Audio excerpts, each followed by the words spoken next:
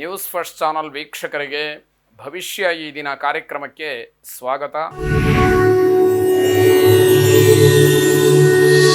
ಮೊದಲು ಮೇಷರಾಶಿ. ಮೇಷರಾಶಿಯವರು ಕುಟುಂಬದ ಹಿರಿಯರ ಮತ್ತು ಕುಟುಂಬ ಸದಸ್ಯರ ಪ್ರೀತಿ ವಿಶ್ವಾಸವನ್ನು ಗಳಿಸಿ ಅದು ಸದಾಕಾಲ ನಿಮಗೆ ಅನುಕೂಲವನ್ನು ಮಾಡಿಕೊಡ್ತಕ್ಕಂಥದ್ದು. ಅದು ಯಾವಾಗಲೂ ನಿಮ್ಮನ್ನು ಕಾಪಾಡುತ್ತೆ, ನಿಮ್ಮ ಜೊತೆಯಲ್ಲಿರುತ್ತೆ. ಅವರ ಸಹಾಯ ಸಹಕಾರ ಪರಿಪೂರ್ಣವಾಗಿ ನಿಮ್ಮ ಮೇಲೆ ಇರುತ್ತೆ ಎನ್ನುವಂಥದ್ದು. ಅತಿಯಾದಂತಹ ಆತ್ಮವಿಶ್ವಾಸ ನಿಮಗೆ ತೊಂದರೆಯನ್ನು ಮಾಡುತ್ತೆ. ಆತ್ಮವಿಶ್ವಾಸ ಬೇಕು, ಈ ಓವರ್ ಕಾನ್ಫಿಡೆನ್ಸ್ ಆಗಿಬಿಟ್ರೆ ನಮಗೆ ಅದು ಒಂದಷ್ಟು ತೊಂದರೆಗೆ ಕಾರಣ ಆಗುತ್ತೆ ಎನ್ನುವಂತಹ ಅರ್ಥ. ನಿರುದ್ಯೋಗಿಗಳಿಗೆ ತುಂಬ ಬೇಸರವಾಗ್ತಕ್ಕಂತಹ ದಿವಸ. ಕೈಯಲ್ಲಿ ಕೆಲಸ ಇಲ್ಲ, ಯಾರನ್ನು ಮಾತಾಡಿಸಿದ್ರೂ ಕೂಡ ಕೆಲಸದ ಬಗ್ಗೆ ಸಂಬಳದ ಬಗ್ಗೆ ಪ್ರಶ್ನೆ ಮಾಡ್ತಾರೆ. ಏನೂ ಉತ್ತರ ಕೊಡೋದಕ್ಕೆ ಅವಕಾಶಗಳಾಗೋದಿಲ್ಲ. ಏನೋ ಒಂದು ರೀತಿಯಲ್ಲಿ ಅವಮಾನ, ಮನಸ್ಸಿಗೆ ತುಂಬ ಹಿಂಸೆ ಆಗ್ತಕ್ಕಂಥದ್ದಾಗತ್ತೆ. ಪ್ರೇಮಿಗಳಿಗೆ ಬಹಳ ಹಿನ್ನಡೆಯಾಗ್ತಕ್ಕಂತಹ ದಿವಸ. ತುಂಬ ಉದ್ವಿಗ್ನತೆ ಇರತಕ್ಕಂಥದ್ದು, ತುಂಬ ಒತ್ತಡಗಳು, ಏನೋ ಒಂದು ರೀತಿಯ ಮಾನಸಿಕವಾದಂತಹ ಹಿಂಸೆಗೆ ಒಳಗಾಗ್ತೀರಿ ಅಂತ ಅರ್ಥ.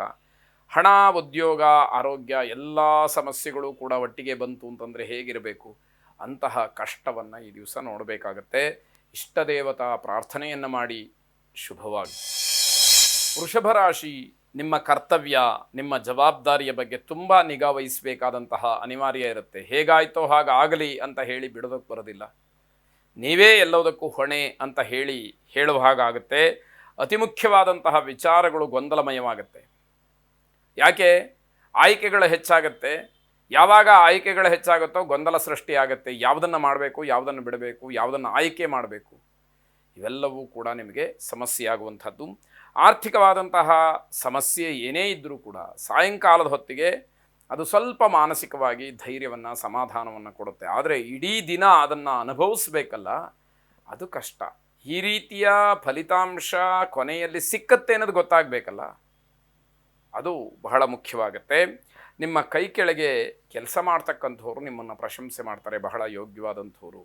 ಇವರಿದ್ದರೆ ನಮಗೇನೋ ಒಂದು ಆನೆಯ ಬಲ ಅನ್ನುವಂತಹ ರೀತಿಯಲ್ಲಿ ನಿಮ್ಮನ್ನು ಹೊಗಳ್ತಾರೆ ಅಂತ ಅರ್ಥ.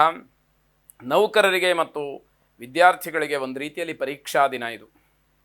ಎಲ್ಲಿ ನಾವು ಎಡವುತ್ತೀವೋ, ಎಲ್ಲಿ ನಮಗೆ ತೊಂದರೆ ಆಗುತ್ತೋ ಅಂತ ಹೇಳಿ ಆತಂಕವನ್ನು ವ್ಯಕ್ತಪಡಿಸ್ತಾ ಆ ಒಂದು ಭಯದಲ್ಲೇ ದಿನವನ್ನು ಕಳಿಬೇಕಾದಂಥದ್ದಾಗತ್ತೆ.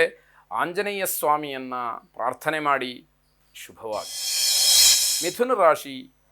ವ್ಯಾಪಾರಸ್ಥರು, ವ್ಯವಹಾರಸ್ಥರು ತಮ್ಮ ವ್ಯಾಪಾರ ವ್ಯವಹಾರಾದಿಗಳನ್ನು ವಿಸ್ತಾರ ಮಾಡೋದಕ್ಕೆ ಕೈ ಹಾಕಿ ಸ್ವಲ್ಪ ನಷ್ಟವನ್ನು ಅನುಭವಿಸಬೇಕಾಗಬಹುದು.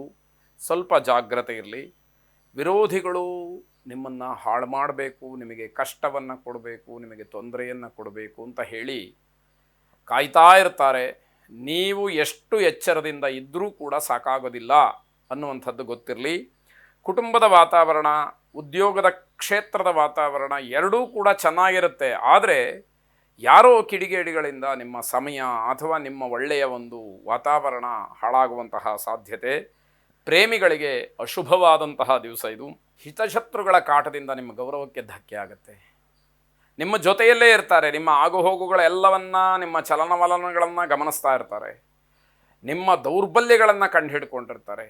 ಅವರೇ ನಿಮಗೆ ತೊಂದರೆಯನ್ನು ಮಾಡ್ತಾರೆ ಅಂತ ಅರ್ಥ. ಧಾರ್ಮಿಕ ಮುಖಂಡರಿಗೆ ಬಹಳ ಹಿನ್ನಡೆಯಾಗ್ತಕ್ಕಂಥದ್ದು, ಅವಮಾನವಾಗ್ತಕ್ಕಂತಹ ದಿವಸ. ಧರ್ಮಗುರುಗಳು ಅಂತಲೋ, ಧರ್ಮ ಪೀಠಾಧ್ಯಕ್ಷರು ಅಂತಲೋ ಎಲ್ಲೋ ಒಂದು ಕಡೆ ಮುಖಂಡರಾಗಿ, ನಾಯಕರಾಗಿ ತಮ್ಮನ್ನು ತಾವು ಗುರುತಿಸ್ಕೊಂಡಿರ್ತಾರೆ. ಅಂಥವರಿಗೆ ತೊಂದರೆಗಳು ಆಗ್ತಕ್ಕಂಥದ್ದು, ಅವಮಾನವಾಗ್ತಕ್ಕಂಥದ್ದು ವಿಶೇಷವಾಗಿ ಈ ದಿವಸ ಕಾಣುವಂಥದ್ದು.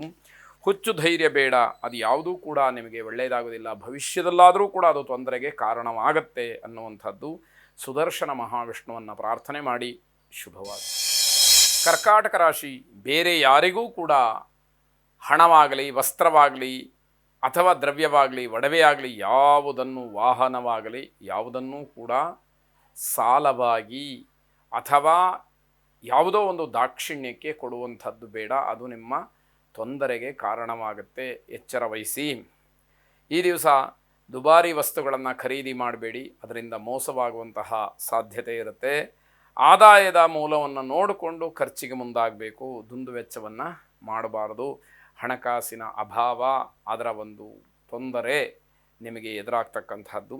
ಸಹೋದರರ ವೈಮನಸ್ಯ ಇರಬಹುದು, ತಾಳ್ಮೆ ಇರಲಿ. ಅಣ್ಣ ತಮ್ಮ ಅಕ್ಕ ತಂಗಿ ನಿಮ್ಮ ಬಗ್ಗೆ ದ್ವೇಷವನ್ನು ಸಾಧಿಸ್ತಾ ಇರ್ಬೋದು. ನಿಮಗೆ ಸ್ವಲ್ಪ ಅದರ ಬಗ್ಗೆ ತಾಳ್ಮೆ ಇರಲಿ. ಅವರೇನೋ ಮಾತಾಡ್ತಾರೆ, ಇವತ್ತಲ್ಲ ನಾಳೆ ಸರಿಯಾಗತ್ತೆ ಎನ್ನುವ ಭಾವನೆ ನಿಮ್ಮಲ್ಲಿ ಇರಬೇಕಾಗತ್ತೆ. ಪುಸ್ತಕ ಪ್ರೇಮಿಗಳಿಗೆ ಮತ್ತು ವ್ಯಾಪಾರಸ್ಥರಿಗೆ ತುಂಬ ಲಾಭದಾಯಕವಾದಂತಹ ಶುಭವಾದಂತಹ ದಿವಸ ಇದಾಗಿದೆ.